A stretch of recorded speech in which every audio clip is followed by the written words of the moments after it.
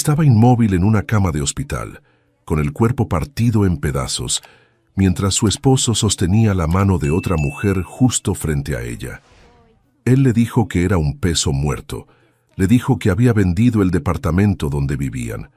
Lo que él no sabía, y jamás podría imaginar, era que horas antes del accidente que casi la mata, ella había firmado los documentos para recibir una herencia de $35 millones. Y cuando la amante entró a la habitación para burlarse de ella, miró el rostro de la mujer en la cama y soltó un grito. Pero no por el motivo que estás pensando. Pero antes de continuar, comprueba si ya estás suscrito al canal y escribe en los comentarios, ¿desde dónde estás viendo este video? Nos encanta saber hasta dónde llegan nuestras historias. El techo blanco del hospital era lo primero que Jimena veía cuando sus ojos finalmente se abrieron. Un techo aburrido, con una grieta fina corriendo de un lado a otro, como si el propio edificio se hubiera cansado de fingir que estaba entero. Ella también estaba cansada. El cuerpo le pesaba como plomo, las piernas no le respondían y cada respiración era un esfuerzo consciente que le dolía desde el pecho hasta la nuca. A sus 36 años, Jimena Cervantes trabajaba como consultora de patrimonio histórico, alguien que pasaba los días evaluando qué valía la pena preservar y qué estaba destinado al olvido. La ironía de esto no se le escaparía más tarde. En ese momento, sin embargo, solo lograba procesar la información más básica. Estaba viva, sentía dolor y no sabía dónde estaba su esposo. El accidente había ocurrido una tarde de martes. Recordaba la llovizna que empañaba el parabrisas, el camión de carga que apareció sin previo aviso en sentido contrario, y el sonido metálico, brutal y definitivo del impacto. Recordaba también lo que sentía segundos antes de todo aquello. Una alegría casi absurda, el tipo de felicidad que parece demasiado grande para caber en el pecho. Iba corriendo a casa para darle a su esposo la noticia que cambiaría la vida de ambos. Don Alejandro Garza, el viejo solitario al que cuidaba desde hacía 4 años como consultora y amiga, había muerto y se lo había dejado todo a ella. $35 millones en activos, además de un portafolio de bienes raíces y participaciones en empresas que ella ni sabía que existían, pero el camión no sabía eso. Y el destino, aparentemente, tenía un sentido del humor muy oscuro. La enfermera que entró a la habitación tenía el rostro cerrado de quien lleva 12 horas de turno y no quiere platicar. Sin mirar directamente a Jimena, revisó la tabla colgada en el barandal de la cama y empezó a hablar con esa voz monótona de rutina. Planes de alta, cobertura de seguro cancelada, procedimientos no realizados, formularios pendientes. Jimena intentó preguntar por Mateo, su esposo desde hacía 6 años. La respuesta llegó seca, sin contacto visual. Él había estado ahí durante el tiempo que ella estuvo en coma. Había firmado los papeles necesarios.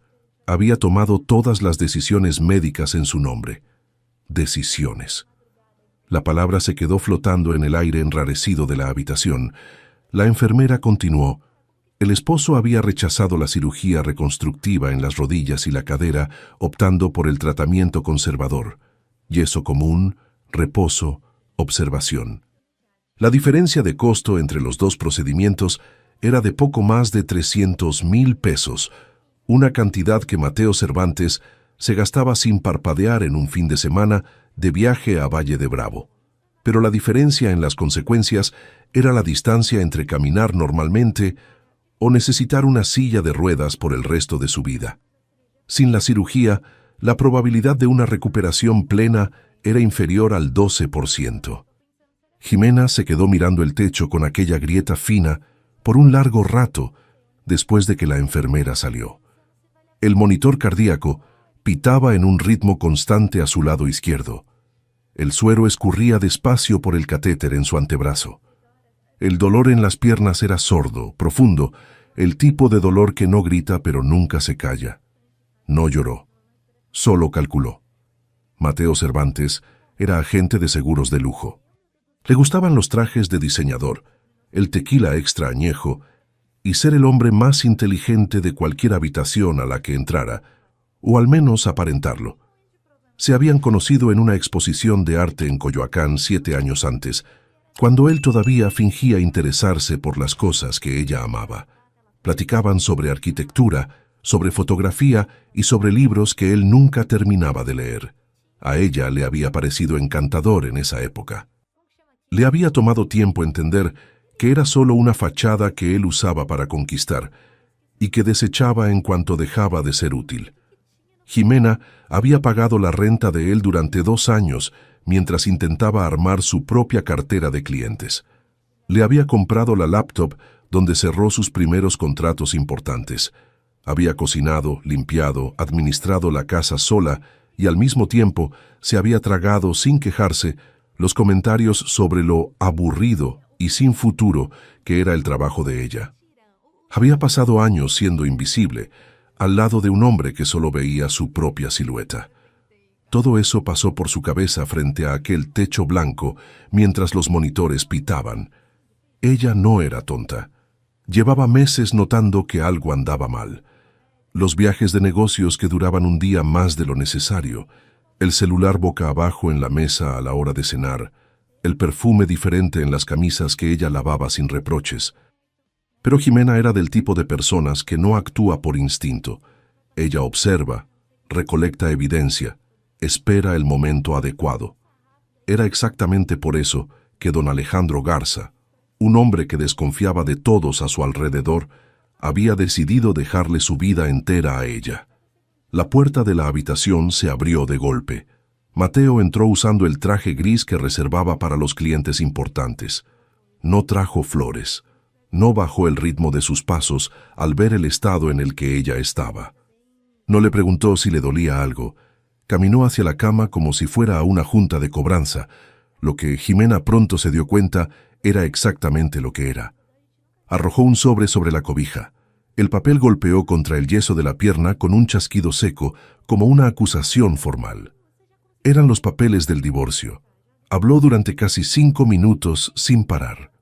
Dijo que su carrera estaba despegando, que había cerrado una sociedad con inversionistas internacionales, que necesitaba una esposa que caminara a su lado en eventos y cenas y que pudiera jugar tenis con los clientes un domingo por la tarde sin necesitar una rampa de acceso. Dijo que ella era un ancla, que lo jalaba hacia el fondo cuando él necesitaba volar. Usó esas palabras exactas, ancla, volar, con la confianza de quien ensayó frente al espejo y le gustó el resultado. Dijo también que había transferido los 2 millones de pesos de la cuenta mancomunada a un fondo en el extranjero que, coincidentemente, ya había perdido todo su valor en una inversión de alto riesgo que había fracasado esa misma mañana. Dijo que las tarjetas de crédito habían sido canceladas.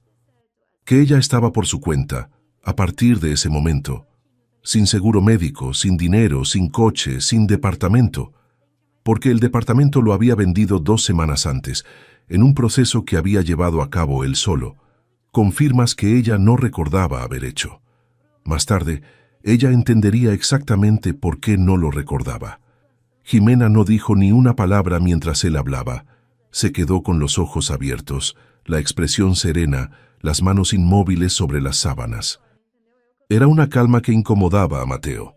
Siempre le había molestado esa capacidad de ella para no revelar lo que estaba pensando. Él prefería cuando ella lloraba, porque las lágrimas eran predecibles. Su silencio nunca lo fue. Cuando terminó y se acomodó la corbata con ese gesto de quien acaba de resolver un trámite burocrático sin importancia, ella solo lo miró, sin lágrimas, sin gritos, con esa expresión tranquila que él nunca logró descifrar. Él salió sin despedirse. Y Jimena se quedó sola con el techo agrietado, el ruido de los monitores y la certeza absoluta de que aquello no era el fin de la historia. Era el primer párrafo de algo mucho más grande. 35 millones por un lado, 2 millones robados por el otro. Mateo pensaba que estaba saqueando un pueblo. No sabía que le acababa de declarar la guerra a un continente entero. La mujer que entró a la habitación 20 minutos después de Mateo no era enfermera. Era Fernanda. Jimena la conocía por fotos en el celular de su esposo. Fotos que nunca debió haber visto, pero que vio porque Mateo era descuidado de la misma forma en que un hombre demasiado confiado siempre lo es.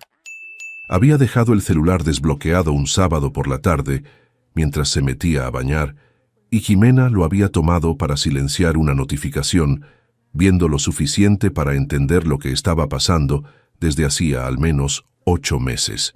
Fernanda tenía 29 años. Un perfil con 200.000 seguidores en Instagram, donde subía vlogs de viajes, rutinas de belleza y de vez en cuando un video de estilo de vida donde hablaba sobre la autenticidad con esa sinceridad prefabricada que las personas construyen cuando descubren que la sinceridad vende más que la frivolidad. Estaba patrocinada por una red de clínicas estéticas llamada Clínicas Las Lomas, la misma a la que ella iba, la misma que le encantaba mencionar en sus historias como si fuera un logro personal.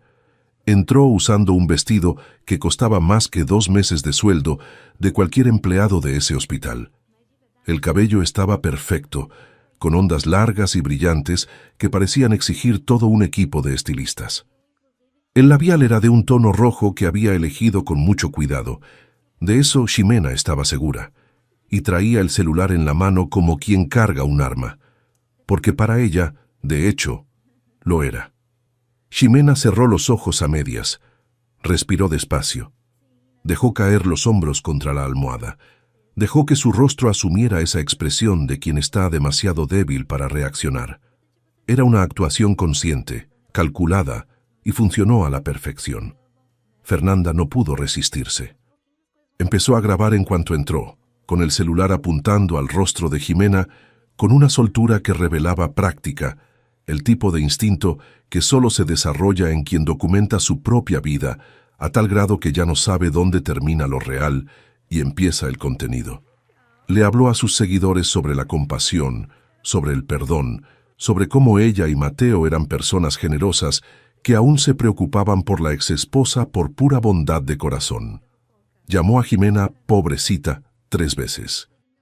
Usó la palabra inestable con esa ligereza de quien nunca ha tenido que hacerse responsable de sus propias palabras. Hizo un puchero a la cámara y dijo que el karma es real y que ella creía en la sanación de todos. Ximena no se movió. Solo observó detrás de los párpados entrecerrados, memorizando cada palabra, cada encuadre, cada segundo de aquella grabación. Entonces Fernanda hizo algo que cruzó una línea que jamás debió haber cruzado. Había un vaso de té en el buró, dejado por la enfermera del último cambio de turno, todavía lo suficientemente caliente como para causar daño. Con un movimiento demasiado rápido para ser un mero accidente y demasiado casual para ser completamente deliberado frente a la cámara, Fernanda empujó el vaso con el codo. Tal vez fue intencional. Tal vez sea imposible saberlo.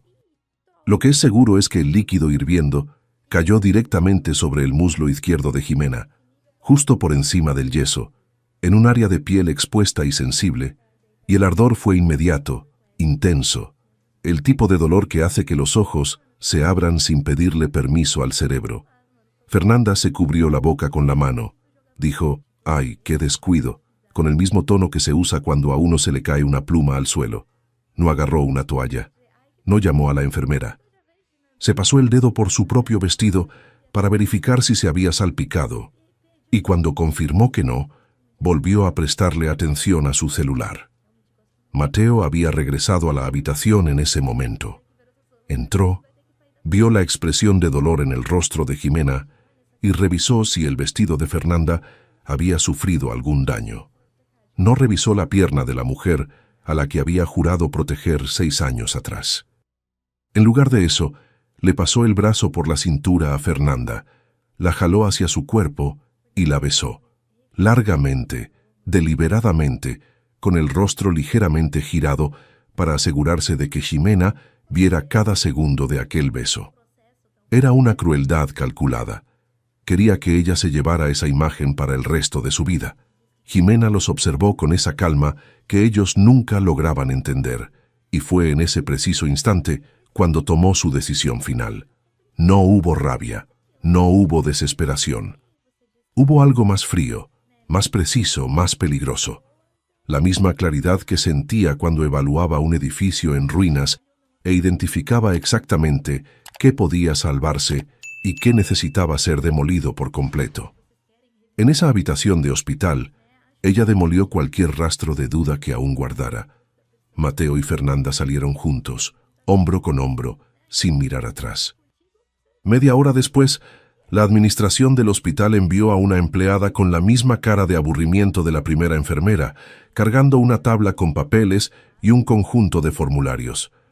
El seguro de gastos médicos mayores había sido cancelado con efecto inmediato.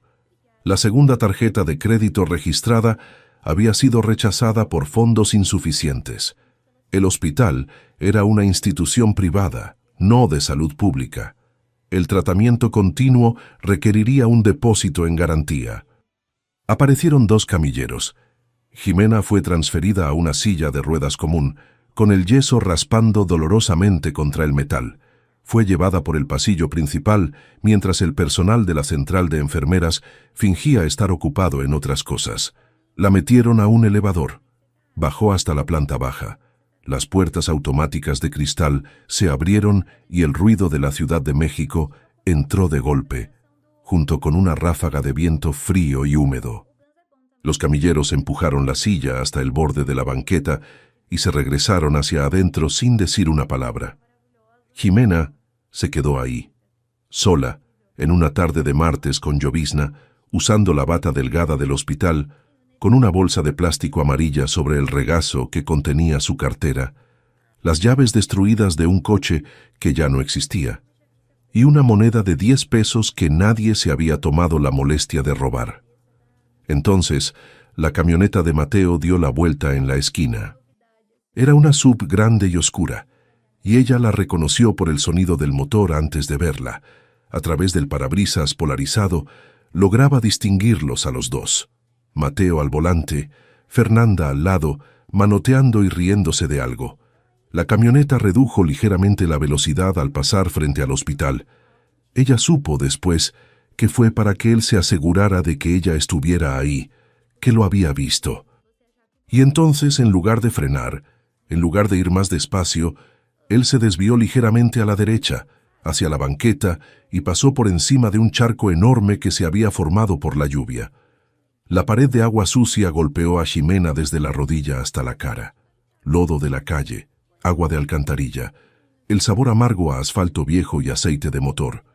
Se quedó sentada ahí, escurriendo, viendo las calaveras de la camioneta desaparecer en la esquina.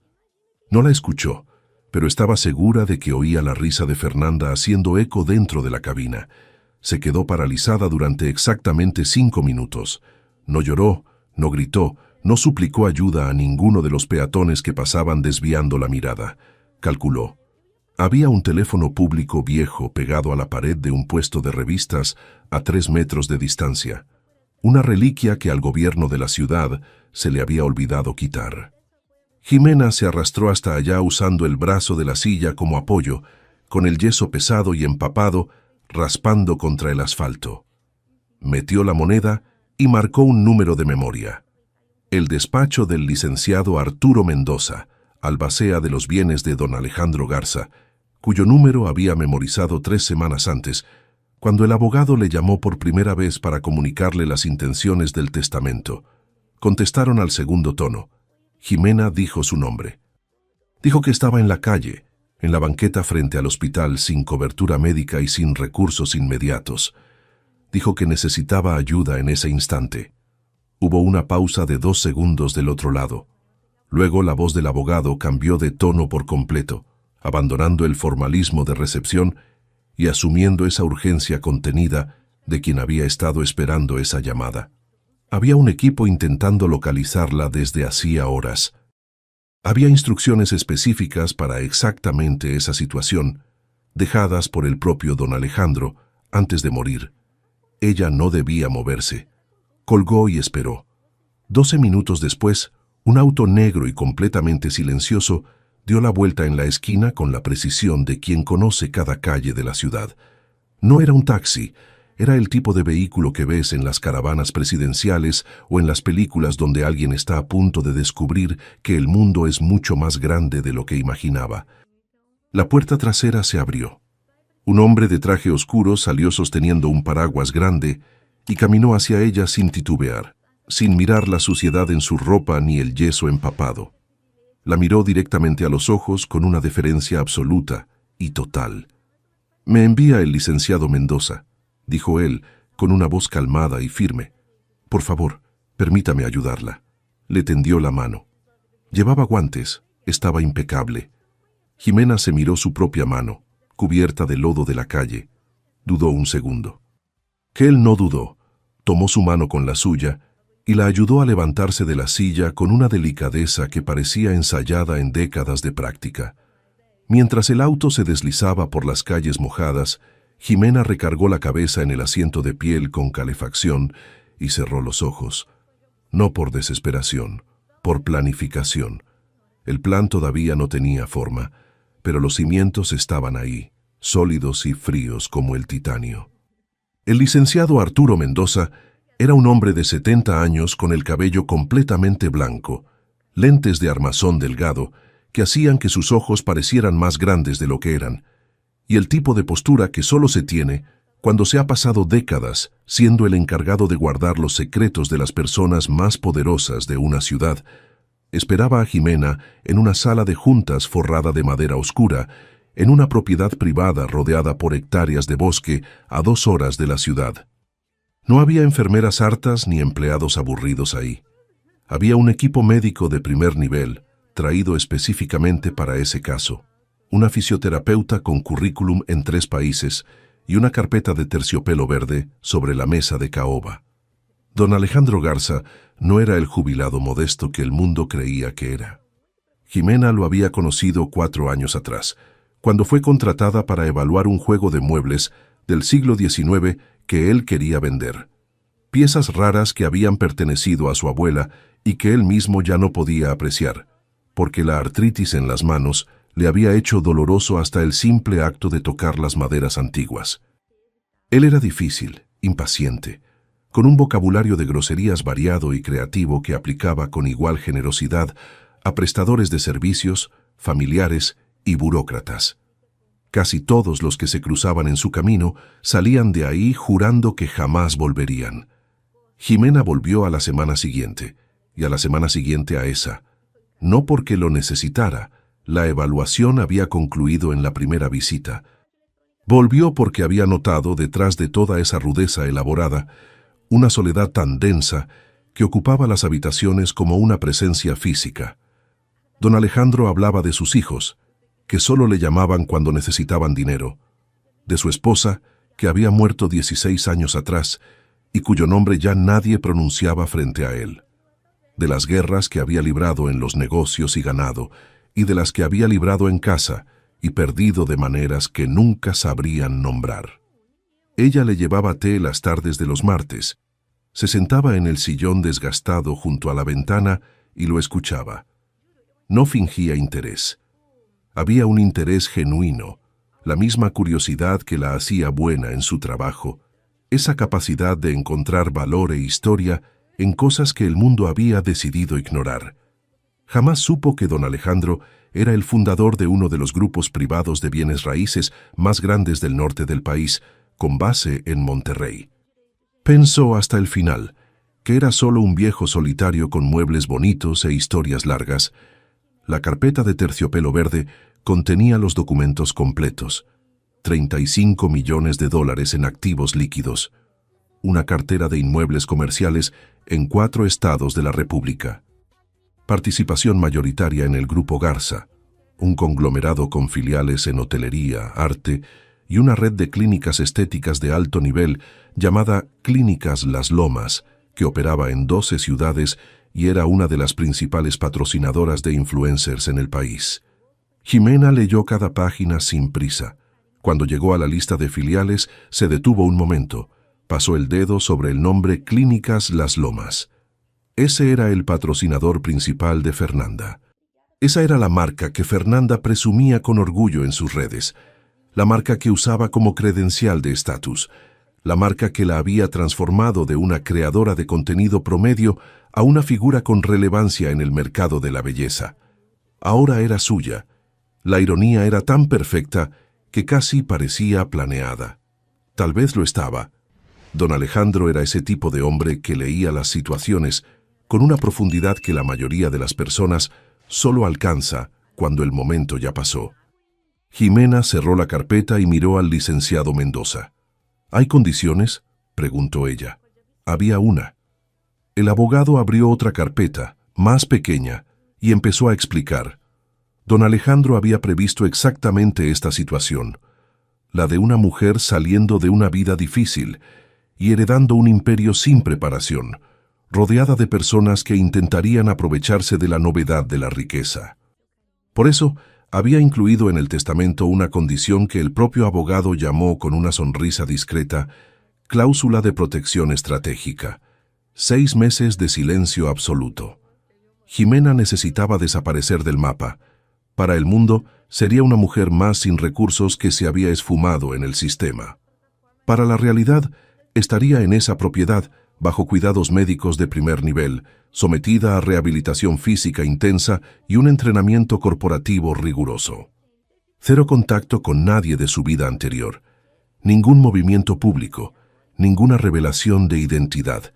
Y durante esos 6 meses, mientras ella se reconstruía, los abogados estarían trabajando en silencio, auditando los años de matrimonio de Jimena, rastreando las transferencias ilegales de Mateo, documentando las falsificaciones, preparando cada pieza de la demanda que vendría después.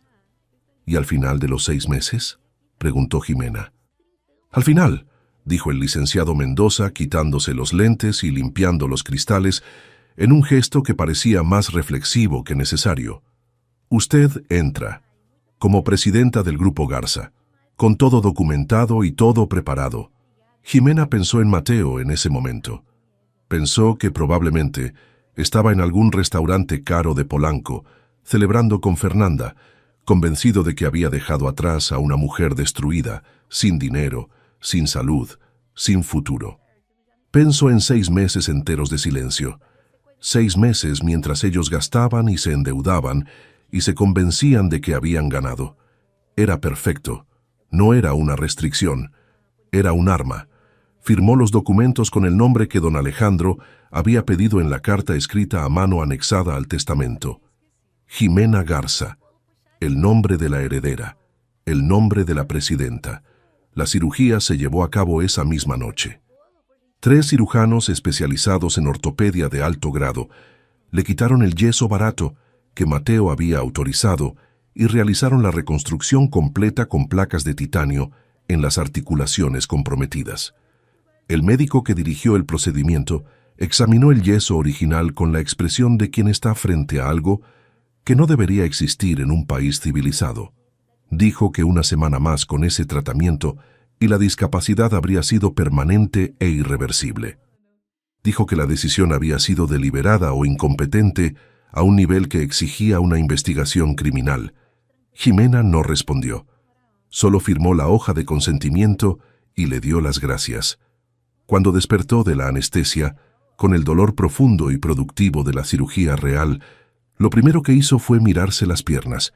Ahí estaban, enteras, adoloridas, pero enteras, y ya cargando por dentro el titanio que ninguna decisión cobarde de Mateo podría deshacer jamás. La fisioterapeuta llegó a la mañana siguiente con un cronograma que parecía más una estrategia militar que un protocolo de rehabilitación. Jimena no se quejó de nada. Cada ejercicio doloroso era combustible. Cada mañana que se levantaba antes de que saliera el sol era un ladrillo en un edificio que Mateo jamás había imaginado que ella fuera capaz de construir. El dolor era un recordatorio de que estaba viva, de que estaba avanzando, de que el cuerpo que él había intentado condenar se negaba a acatar la sentencia. En los primeros 30 días se curó. En los siguientes 30 aprendió. El licenciado Mendoza la reunía todas las tardes con distintos especialistas: finanzas corporativas, derecho empresarial, estrategia de mercado, comunicación institucional. Jimena no era una principiante. Su formación en patrimonio histórico le exigía precisión analítica y la capacidad de ver valor donde otros veían deterioro. Aplicó esa visión a todo lo que aprendía. Absorbía rápido. Hacía preguntas que sorprendían a los consultores, del tipo que revelan que la persona no solo está asimilando el contenido, sino que ya está pensando 3 pasos adelante. En los siguientes 30 días, planeó. Mientras tanto, al otro lado de la ciudad, Mateo y Fernanda vivían a toda velocidad en una pista que no sabían que tenía un precipicio al final. Él había usado el dinero robado de la cuenta conjunta para financiar una boda que fue, de principio a fin, pura publicidad. Flores importadas, champaña cara, una lista de invitados llena de nombres que él usaba como credencial social. Después de la boda, pidió 3 préstamos de alto riesgo para mantener el nivel de vida que el dinero de la venta del departamento de Jimena ya no alcanzaba para sostener. Fernanda, por su parte, recibía propuestas de patrocinio que parecían surgir de manera orgánica, oportunidades que aceptaba sin hacer preguntas, porque la vanidad tiene memoria corta para los detalles y vista larga para el reconocimiento. Firmaba contratos con la misma ligereza con la que subía historias. No leía las letras chiquitas. Nunca le había hecho falta. Jimena sabía todo esto porque tenía a un equipo monitoreándolos, y sabía que, en las próximas semanas, todas las deudas de Mateo serían compradas silenciosamente por una empresa llamada Némesis Participaciones, que era de ella. En el día 91, Ximena Garza salió de la propiedad. No salió igual que como había entrado. La mujer que había llegado cubierta de lodo, con yeso en el tobillo y una bolsa de plástico amarilla arrugada en las piernas, se había quedado atrás en algún lugar entre la segunda semana de fisioterapia y la 5ª sesión con el asesor legal. No hubo un momento específico en el que ocurrió la transformación. Fue gradual, como toda transformación real, acumulándose día tras día en ejercicios dolorosos, madrugadas de estudio y decisiones que tomaba cada vez con más rapidez y mayor certeza. La mujer que salió llevaba un abrigo a la medida de lana italiana, con un corte que definía los hombros con la precisión de una intención. Su cabello estaba diferente, un corte asimétrico y exacto que enmarcaba su rostro como una armadura discreta, y caminaba sin cojear, sin bastón, sin dudar. Cada paso sobre la grava de la entrada de la propiedad era una afirmación que no necesitaba público para ser verdadera. El equipo de Némesis Participaciones la esperaba en la oficina con los reportes completos. La adquisición de las deudas de Mateo se había concluido la semana anterior, distribuida en 3 operaciones separadas para no levantar sospechas. Jimena era ahora la única acreedora de todo lo que él debía: el penthouse, la camioneta rentada a nombre de la empresa, los 3 préstamos personales, incluso la línea de crédito que él había abierto a nombre de su inmobiliaria. Él no lo sabía. Seguía convencido de que trataba con acreedores anónimos e impacientes, sin imaginar que detrás de cada requerimiento de pago estaba el mismo rostro. El segundo expediente era sobre Fernanda. La influencer había firmado el contrato con Clínicas Las Lomas 3 semanas antes, en una sala de juntas, donde la directora jurídica, puesta por Jimena, había leído cada cláusula en voz alta, haciendo una pausa especial en la sección de moralidad y en el monto de la penalización por incumplimiento. Fernanda había asentido con la cabeza 4 veces, dicho que entendía, y firmado con un garabato que revelaba lo mucho que le importaba más el resultado que el proceso: 80 millones de pesos de penalización, por comportamiento que dañara la reputación de la marca o constituyera acoso, violencia o fraude. Eran exactamente las categorías que describían lo que estaba grabado en el video que Fernanda había filmado en esa habitación de hospital. Jimena cerró los expedientes con un golpe suave y satisfactorio. «Mantengan la presión sobre las deudas por ahora», le dijo al analista principal. «Déjenlo gastar un poco más. Quiero que se sienta completamente invencible antes de que entienda lo que está pasando». La tercera parte del plan era personal. En el calendario de la élite empresarial de la ciudad había un evento fijo que el viejo don Alejandro había fundado 20 años antes como forma de financiar la preservación del patrimonio cultural: la cena de gala de la Fundación Garza. Una noche donde se reunían industriales, inversionistas, artistas consagrados y toda la clase de personas a las que Mateo llevaba años intentando impresionar sin ser jamás aceptado por ellos. El tipo de evento en el que aparecer ya es una declaración, y ser invitado es una moneda social de valor incalculable. Ximena mandó 2 invitaciones al penthouse donde Mateo y Fernanda vivían con dinero que no tenían.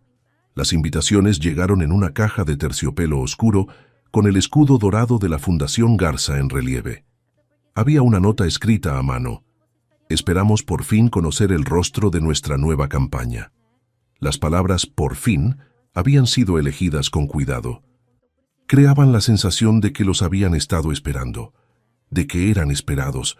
Ximena sabía exactamente cómo resonaría eso en Fernanda, como una confirmación de que su talento había sido reconocido por la gente importante, de que el contrato era solo el principio, de que estaba a punto de subir el escalón que había soñado durante toda su carrera. Sabía que sería incapaz de no asistir. Y sabía que Mateo, al ver los nombres en la lista de invitados impresa al reverso de la tarjeta, inversionistas, fondos bancarios, capitalistas de riesgo, vería ahí su última salida posible. Una cena, un apretón de manos, un negocio cerrado durante el cóctel.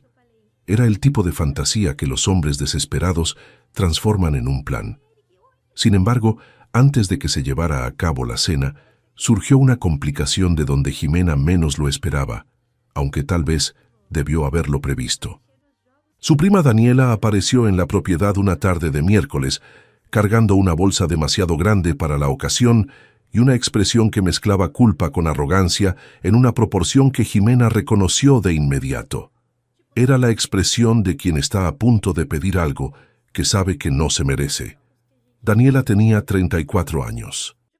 Había crecido en la misma casa que Ximena durante parte de su infancia, después de que su mamá se separó y necesitó un lugar donde quedarse por unos meses, que se convirtieron en 2 años. Las dos habían compartido cuarto, ropa y los secretos de la preparatoria. Ximena había defendido a Daniela de los bulleadores en el patio. Le había prestado dinero que nunca regresó. Había escuchado sus dramas a las 3 de la mañana sin quejarse. Daniela le había avisado a Mateo dónde estaba Ximena. Se lo había confesado en la carta que le mandó después, entre disculpas, con esa honestidad tardía, que es más una confesión que un arrepentimiento. Pero esa tarde de miércoles, Daniela aún no sabía que Ximena lo sabía. Llegó con el celular mostrando un saldo negativo en el banco y una propuesta que llamó Entre Familia. 20,000 pesos ahorita, en transferencia inmediata, y ella no le diría a Mateo dónde estaba escondida. De lo contrario, le mandaría la ubicación en menos de 1 hora. Ximena la escuchó en silencio hasta el final. Entonces le dijo, con una calma que Daniela no supo interpretar, que no había 20,000 pesos disponibles, que el tratamiento estaba siendo financiado por un fondo de asistencia que no tenía ninguna cuenta bancaria activa a su nombre. Le dijo que si le avisaba a Mateo, él aparecería y haría que la echaran a la calle. Esperó. Le dio a su prima todos los segundos necesarios para tomar la decisión correcta. Daniela se levantó de golpe, tirando la silla con un ruido que hizo eco en el silencio de la sala. Dijo que Ximena siempre había sido un peso muerto del que la familia debió haberse deshecho en cuanto cumplió 18, que con razón Mateo había elegido a otra, que al menos Fernanda sabía cómo posicionarse en el mundo. Luego escupió en el piso, al lado de la rueda de la silla de Ximena. Un acto deliberado, visceral, que no dejaba espacio para la interpretación. Ximena presionó un botón en el brazo de su silla. 2 guardias de seguridad aparecieron en menos de 30 segundos. «Sáquenla de la propiedad», dijo Ximena. «Registren formalmente el intento de extorsión. El audio completo de la conversación ya está en el servidor legal». Daniela fue escoltada hacia la salida protestando, prometiendo consecuencias, repitiendo el nombre de Ximena por el pasillo de un modo que parecía más un exorcismo fallido que una amenaza real. Ximena giró la silla y fue hacia la ventana. Se quedó mirando los pinos durante 1 minuto entero, sin pensar en tristeza ni en rabia. Pensó en Sofía, la hija de 8 años de Daniela, que no tenía culpa de nada. Volvió a la mesa. Tenía trabajo que hacer. La cena de gala se llevó a cabo un viernes de octubre, cuando la Ciudad de México todavía guardaba el calor de los últimos días de verano, pero el viento que soplaba por Reforma ya anunciaba que algo estaba a punto de cambiar. Jimena llegó al hotel una hora antes que los invitados, acompañada solo por el licenciado Mendoza y 2 miembros de su equipo legal. Caminó por el salón de alfombra color vino, mientras los empleados terminaban los últimos detalles. Verificó la distribución de las mesas. Confirmó la posición de las cámaras de seguridad. Habló con el técnico responsable del sistema audiovisual del salón. Un sistema que, en los próximos 90 minutos, haría cosas que no estaban en el guión oficial del evento. Después se fue tras bambalinas y se quedó a solas con su propio reflejo. El vestido de seda azul oscuro que había elegido para esa noche no era una prenda llamativa. No tenía cristales, no tenía bordados extravagantes, no intentaba impresionar mediante el ruido visual. Era elegancia de la calidad que no necesita explicarse, el tipo de ropa que solo le parece sencilla a quien no entiende de telas y de poder. El collar de diamantes que llevaba en el cuello era de la colección principal de Clínicas Las Lomas. La misma joya que Fernanda había estudiado en los catálogos con la atención reverente de quien planea una conquista. Ahora estaba en el cuello de la dueña de la empresa. Jimena se quedó mirando al espejo durante 1 minuto, luego se dio la vuelta y fue a esperar. Mateo y Fernanda llegaron en un coche rentado que presentaron como suyo, bajándose hacia la alfombra roja, con la actuación de quien ha llegado a su destino tras una travesía épica. Fernanda usaba el vestido de cristales por el cual Mateo había empeñado su Rolex, el reloj que había comprado con la primera gran comisión de su carrera, el que juraba que algún día le heredaría al hijo que nunca tuvieron. Los cristales capturaban cada destello de luz y lo refractaban en todas direcciones con esa urgencia de quien necesita brillar porque no tiene otro recurso. El capitán de meseros los condujo por el salón y siguió caminando. Pasó por las mesas del centro, pasó por las del segundo círculo, pasó por el área reservada para la prensa especializada. No se detuvo hasta llegar al fondo del salón, donde la mesa 38 los esperaba pegada a la pared, a 6 metros de las puertas de vaivén de la cocina, con el ruido de las ollas colándose por debajo de las puertas. La reacción de indignación de Fernanda fue audible. Pero nada de eso era el acto principal de la noche, era solo el preludio. Cuando las luces del salón bajaron para la presentación corporativa y comenzó la música suave del video de apertura, Jimena subió a lo alto de la escalera de mármol que daba acceso al escenario y esperó en la oscuridad. El video corrió durante 40 segundos. Luego hubo un sonido de estática planeado, la pantalla se fue a negros y entonces aquella grabación vertical y temblorosa, con la calidad de la cámara de un celular, ocupó los 12 metros de la pantalla principal. Era el video de Fernanda en el cuarto del hospital. Su voz llenó el salón a través del sistema de sonido de alta fidelidad. Ese tono dulce y falso, los comentarios sobre la compasión, las palabras como «pobrecita» e «inestable», dichas con la ligereza de quien nunca ha tenido que hacerse cargo de lo que dice. La cámara mostraba el rostro de Jimena en la cama, herida, sin poder moverse. Mostraba el vaso de té cayendo sobre su pierna expuesta. Mostraba la risa de después. Y terminaba con la imagen congelada de Mateo besando a Fernanda junto a la cama, mientras Jimena se quedaba inmóvil con la expresión de quien ha entendido que está completamente sola. 500 personas observaron en un silencio absoluto. Cuando las luces del escenario se encendieron y el maestro de ceremonias anunció a la presidenta de la Fundación Garza, Jimena bajó las escaleras. No cojeaba. Cada paso era firme, rítmico, el resultado de 90 días de titanio y fisioterapia y del puro rechazo a ceder ante lo que Mateo había intentado hacer con ella. El collar brillaba. El vestido se movía con la ligereza de la seda de verdad. Y ella miraba hacia el frente sin prisa, como quien sabe que toda la habitación la está mirando y no tiene absolutamente nada que esconder. Los vio desde el escenario. Mateo estaba recargado en la pared del fondo, con el rostro del color de la ceniza vieja, las rodillas ligeramente dobladas, la boca abierta, en una pregunta que no lograba formular porque la respuesta era demasiado imposible para la realidad que él se había construido. Fernanda miraba el collar, luego la lista de filiales en la pantalla, luego el collar otra vez. Y entonces el nombre Clínicas Las Lomas apareció en la lista, en letras claras, y ella dejó de respirar. El proceso que ocurrió dentro de la cabeza de Fernanda en ese momento se hizo visible en su cara con una claridad que ningún maquillaje lograría tapar. Ella había firmado un contrato con Clínicas Las Lomas. Las Clínicas Las Lomas pertenecían al Grupo Garza. El Grupo Garza le pertenecía a Jimena Garza. Ella había firmado un documento entregándole su vida profesional, sus ingresos futuros, y 80 millones de pesos como garantía a la misma mujer sobre cuya cama había derramado té hirviendo mientras se reía. Fernanda se levantó de un salto. La silla cayó hacia atrás con un ruido que nadie escuchó, porque nadie le estaba prestando atención a nada más que a lo que pasaba en ese escenario y en ese fondo del salón al mismo tiempo. Empezó a gritar sobre fraude, sobre sabotaje, sobre que ella era la verdadera víctima de esa situación.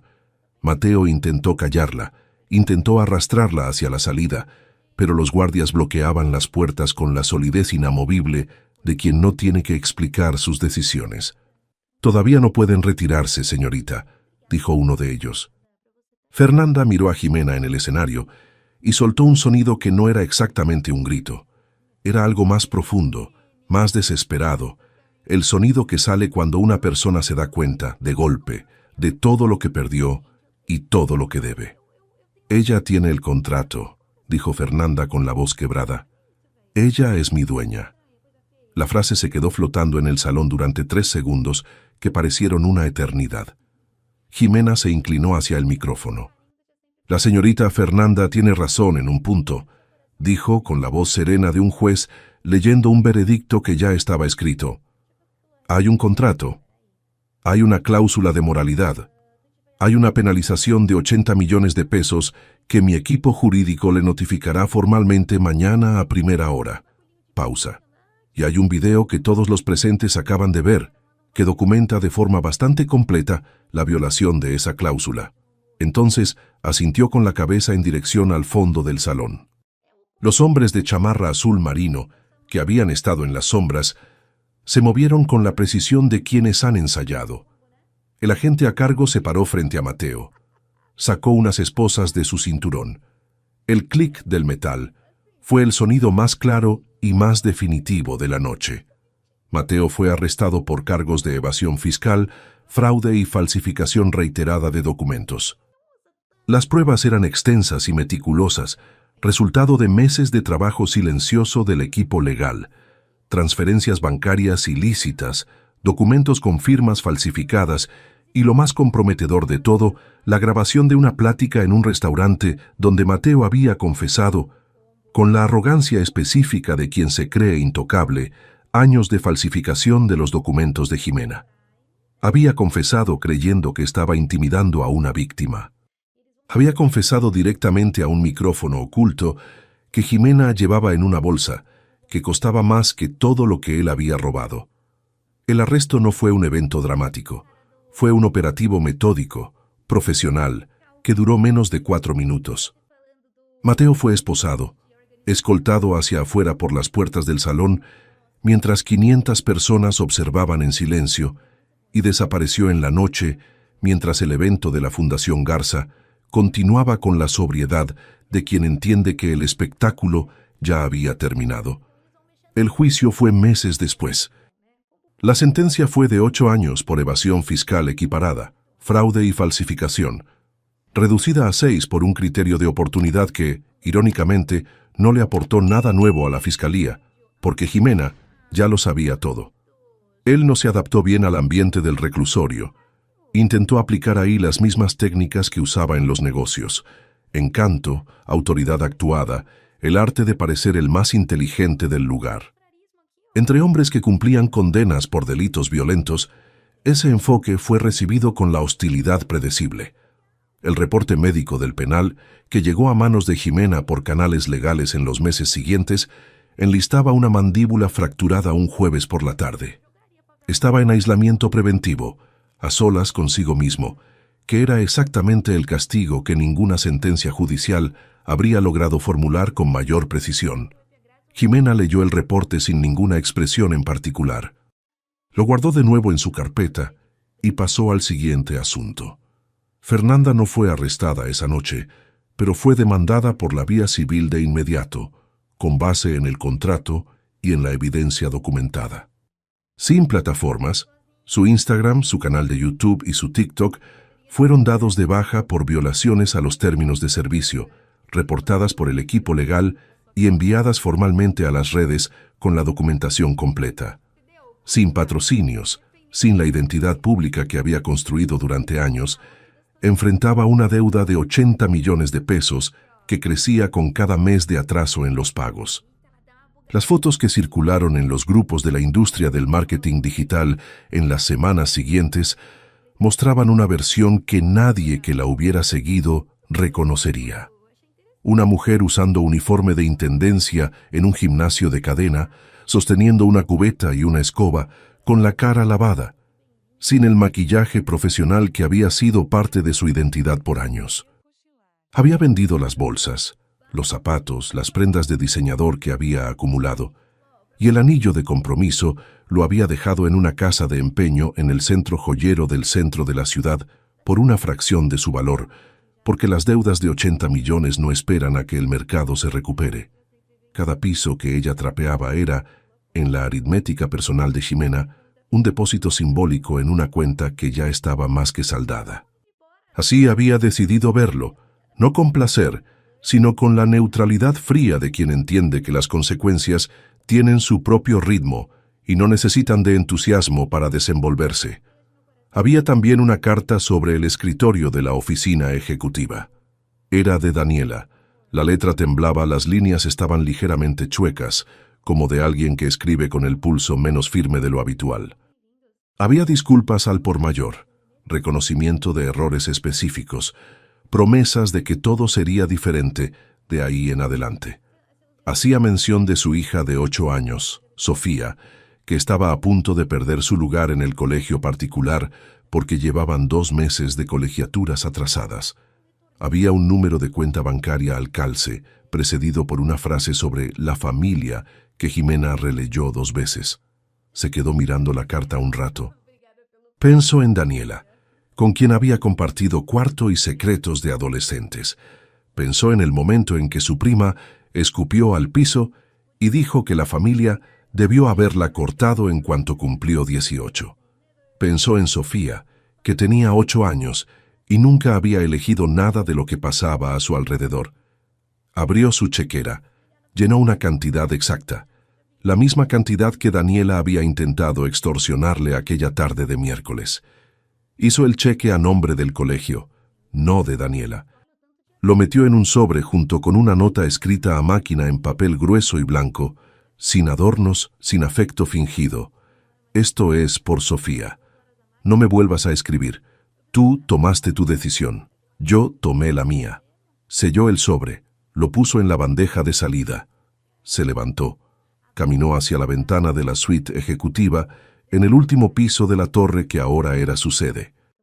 Las luces de la Ciudad de México se encendían allá abajo mientras el sol desaparecía detrás de los edificios, pintando el horizonte con esa mezcla de naranja y gris que anuncia el fin de un día largo.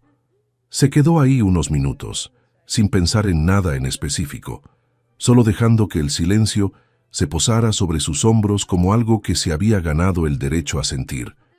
El panteón privado estaba en una colina a 40 minutos de la ciudad, rodeado de pinos viejos que parecían haber sido plantados con la intención específica de guardar silencio. Era el tipo de lugar que el dinero viejo elige para sus muertos. Discreto, bien cuidado, sin la pretensión ruidosa de los mausoleos que intentan impresionar a los vivos. Ximena llegó un final de tarde de noviembre, cuando el aire olía a tierra mojada y hojas secas, y el y a esa calidad fría y limpia que trae el otoño antes de que el invierno llegue con sus exigencias más duras. Le pidió al chofer que esperara en el auto. Bajó sola. El camino de piedra que llevaba hasta la tumba de don Alejandro Garza era angosto y ligeramente irregular, como si alguien hubiera ido acomodando las piedras con el paso de los años sin preocuparse mucho por la simetría. Jimena caminó despacio, no porque lo necesitara, sino porque ese era uno de los pocos momentos en los que tenía sentido no llevar prisa. Sus botas hacían un sonido firme y constante sobre la grava, y ella le prestó atención a ese sonido, la evidencia física de lo que se había reconstruido, de lo que le había costado, de lo que había valido la pena. No cojeaba, no necesitaba apoyo. Las piernas que Mateo había intentado condenar a la inmovilidad la cargaban con una solidez que era, para ella, la forma más completa de respuesta a todo lo que había pasado en esos últimos meses. La lápida de don Alejandro era de cantera negra, sencilla y sin adornos excesivos, con su nombre, las fechas y una frase que él mismo había elegido antes de morir y que le comunicó al licenciado Mendoza una tarde de martes, entre una taza de té y una anécdota sobre la guerra, construido sobre el silencio y la fuerza. Jimena puso el ramo de rosas blancas contra la base de la piedra. Eran sus flores favoritas. Él decía que las rosas rojas eran para las pasiones que no tenían paciencia, pero las rosas blancas eran para el respeto que perdura después de que la emoción se acaba. Se quedó de pie por un momento. El viento movía suavemente las ramas de los pinos alrededor y ese era el único sonido. No rezó, no lloró. Don Alejandro había sido muy claro sobre ambas cosas. Llamaba a la oración pública ruido dirigido al vacío y a las lágrimas desperdicio de hidratación. A cambio, había pedido una vez en una tarde de martes en la que ambos estaban particularmente callados, que si alguien algún día iba a su tumba, fuera de pie y con las manos limpias. Jimena estaba de pie y tenía las manos limpias. «Ya está hecho, don Alejandro», le dijo al viento frío en voz baja, sin necesitar volumen para ser sincera. «La empresa está bien. Las personas que no debían estar ahí fueron removidas. Y por fin soy la mujer que usted vio en mí en aquellas tardes de martes, cuando ni yo misma lograba verlo». Se quedó un momento más, luego se dio la vuelta y empezó a bajar la colina. La grava crujía bajo sus pies, las hojas amarillas caían de los pinos con esa prisa serena de las cosas que saben que ya es hora. El auto negro esperaba al final del camino, con el chofer de pie junto a la puerta trasera abierta, respetuoso y silencioso como siempre. Antes de subir al coche, Jimena metió la mano al bolsillo de su abrigo. Sus dedos encontraron un anillo delgado de oro, ligeramente desgastado en los bordes, con ese desgaste que los años de uso diario le producen a cualquier metal, por más resistente que sea. Era su argolla de matrimonio. 6 años de una vida que había durado demasiado tiempo y había costado más de lo que cualquier cálculo anticipado hubiera podido prever. La había guardado esos meses no por sentimentalismo, no por apego a lo que había sido, sino como prueba, como un recordatorio físico que podía sostener en la mano cuando lo necesitaba, de que había sobrevivido a una versión de sí misma que pedía perdón por ocupar espacio. Entraron al puente que cruzaba el río Ancho. Los tensores de acero se alzaban a ambos lados como las costillas de una estructura enorme y paciente. Allá abajo, el agua seguía su curso con esa indiferencia profunda y constante que tienen los ríos, una indiferencia que no es frialdad, sino que es simplemente la naturaleza de lo que existe sin necesitar la aprobación de nadie. Jimena bajó la ventana. El aire frío entró de golpe, trayendo el olor a río y a la noche que se acercaba.